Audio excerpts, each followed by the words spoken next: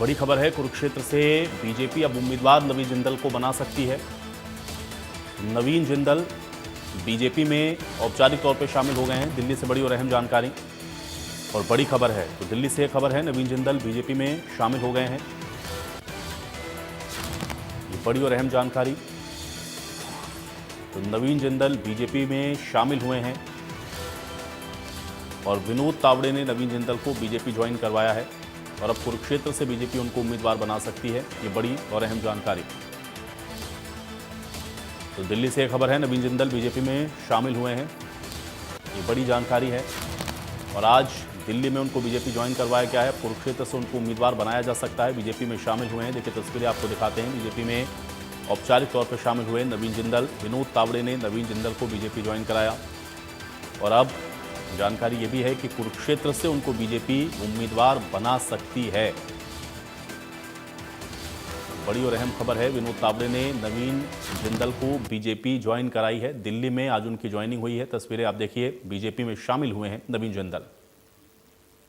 तो जैसे कि मैंने कहा कि जिस तरह से पिछले 10 वर्षों के अंदर मोदी जी के नेतृत्व में देश बहुत आगे बढ़ा है और बहुत से ऐतिहासिक कदम सरकार ने उठाए हैं, चाहे वो धारा 370 का हटाना हो, चाहे राम मंदिर का निर्माण हो। बचपन से हम ये सुनते आए थे कि राम मंदिर का निर्माण होगा, राम मंदिर का निर्माण होगा। तो उन्होंने जो वो सपना जो है, पूरे देश का सपना साकार किया है। पूरे देश के अंदर आज जो है, आज हमारा देश पूरे विश्व के अंदर सब लोग जो है जानते हैं कि भारत बहुत तेज़ी से आगे बढ़ रहा है।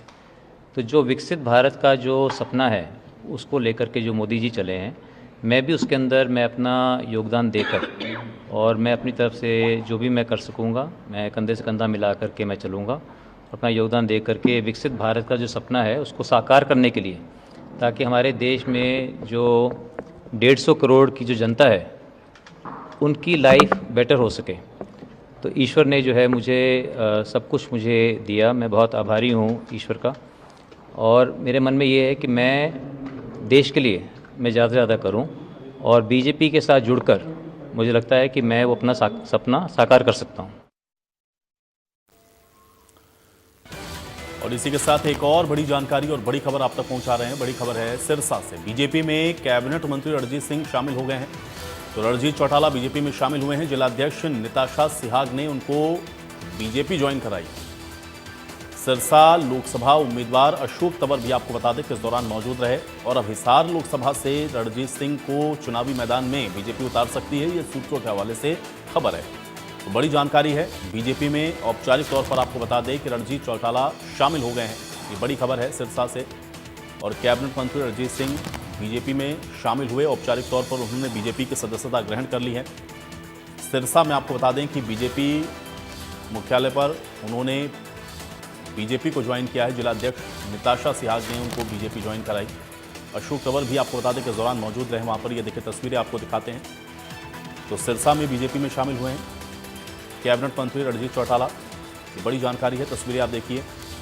तो सिरसा लोकसभा उम्मीदवार अशोक तंवर भी इस दौरान मौजूद रहे, क्योंकि सिरसा में ही आपको बता दें कि बीजेपी में शामिल हुए हैं रणजीत चौटाला। तस्वीरें हैं बीजेपी को ज्वाइनिंग करते समय, उस वक्त की ये तस्वीरें आप देख सकते हैं। निताशा सिहाग ने उनको बीजेपी ज्वाइन कराई और सिरसा से बीजेपी के उम्मीदवार हैं अशोक तंवर, उनकी भी मौजूदगी रही है। ब्यूरो चीफ दीपक हमारे साथ एक बार फिर से जुड़ चुके हैं। दीपक, खबर पर मोहर लग गई है। इंडिया न्यूज़ हरियाणा ने सबसे पहले जानकारी दर्शकों तक पहुंचाई और अब दोनों ही चेहरे नवीन जिंदल और रणजीत चौटाला बीजेपी में शामिल हो गए। जी बिल्कुल, दोनों ही चेहरे जो कि राजनीति में बड़े नाम है, दोनों ही बात करें जो कि भारतीय जनता पार्टी में शामिल हुए हैं। इंडिया न्यूज़ हरियाणा ने सबसे पहले ये जानकारी लोगों तक पहुंचाई थी, जिनमें रणजीत चौटाला की बात करें, यूं तो वो पिछले 4.5 वर्षों से हरियाणा सरकार के सहयोगी हैं, बीजेपी को समर्थन दिया हुआ था, हरियाणा में कैबिनेट मंत्री थे। अगर बात करें पहले का, तो अगर जिस तरीके से पिछले 4.5 वर्षों में बात करें जो मनोहर सरकार में, और उसके बाद जब सरकार में मुख्यमंत्री का चेहरा बदला, नायब से मुख्यमंत्री बने, तो उनके साथ भी इनको मंत्री बनाया गया, बिजली एवं जेल मंत्रालय दिया गया रणजीत सिंह को। लेकिन अब उनको लोकसभा चुनाव लड़ने की इच्छा थी। बीजेपी ने फिलहाल अगर बात करें रणजीत चौटाला को भारतीय जनता पार्टी में शामिल हुए हैं सिरसा में उन्होंने पार्टी में शामिल हुए हैं। रणजीत बिल्कुल। तो चौटाला दीपक, लेकिन अब देखिए दोनों ये जो चेहरे हैं बीजेपी में तो शामिल हो गए हैं, तो क्या अब ये भी लगभग हम लोग तय मान करके चलें कि इनको लोकसभा उम्मीदवार बनाया जाएगा और इसलिए चुनाव के ठीक मुहाने पर हम लोग देख रहे हैं कि बीजेपी में इन दोनों ही नेताओं को शामिल कराया गया है बीजेपी में? जी बिल्कुल, ये लगभग तय माना जा सकता है। हालांकि तय तो ये जब अभी कुछ ही देर में सूची आने वाली है भारतीय जनता पार्टी की लोकसभा उम्मीदवारों की, और समझ जो बताया जा रहा है, जो सूत्र बता रहे हैं, उसमें इन दोनों ही लोकसभा उम्मीदवारों का, हिसार का भी और कुरुक्षेत्र का भी नाम है। और इन दो यहाँ पर हिसार से जहां रणजीत चौटाला उम्मीदवार हो सकते हैं, तो कुरुक्षेत्र से नवीन जिंदल उम्मीदवार हो सकते हैं, ये पुख्ता सूत्र बता रहे हैं। हालांकि अंतिम और कुछ देर में सूची पे लगेगी और सूची जारी होगी।